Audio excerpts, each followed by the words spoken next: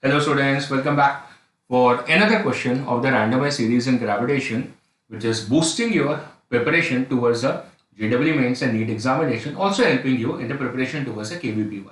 Now look at the question on the board, right? Crystal clear, easy question. Question says there is a uniform ring. As you can see in the diagram adjoining, there is a uniform ring. As you can see, the ring of the radius r is placed where? Above a sphere. It's placed above a sphere. So let's say it's for sphere. And then we have a ring which is placed above it like this. Okay, the radius might be different over there as it is. Okay, so we have the ring above that particular sphere. Sphere mass is given as 8m. The radius of it is r.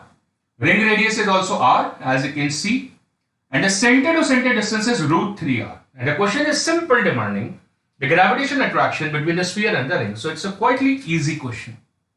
There's no difficulty in this particular question. Only thing you need to check the better half. What do you mean by the better half over here?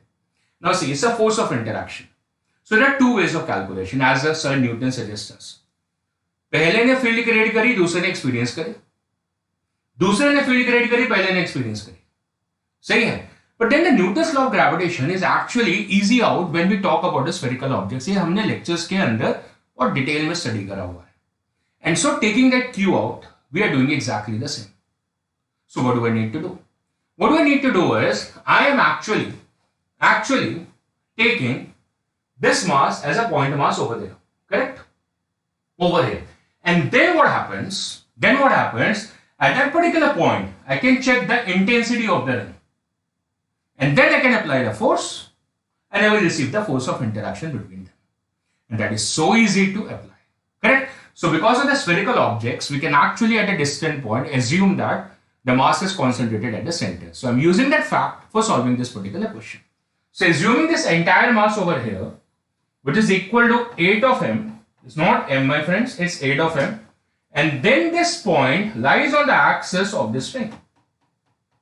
And so at this particular point, I can wish to evaluate the intensity which will be directed towards the center of this ring. So that's the intensity at this point because of this ring. So what is the formula for the intensity of the ring, which we have dealt in the previous question? That is equal to as gm into x upon x square plus r square raised to the power 3 by 2. That's the formula on the axis of the ring. That's it. Mass of it is m. The radius is r. And the distance, that's √3r. So x becomes how much? X becomes over here as √3r. So substitute it over here.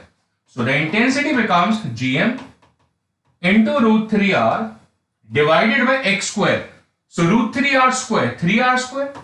So 3r square plus r square raised to the power 3 by 2. This works as √3 gm into r upon, that's 4r square. 4r square root will be 2r. So that's 2r whole cube. So that's √3 into gm into r divided by, oh, what's the value? What's the value? That's 3r square plus r square is 4r square. 4r square root becomes 2r cube of it. That's 8r cube. And now, of course, you can cancel out 1r also. So that will be √3 gm upon 8r square. And now to calculate the force. If the intensity is in this direction, the force is also in this direction experienced by the 8m mass.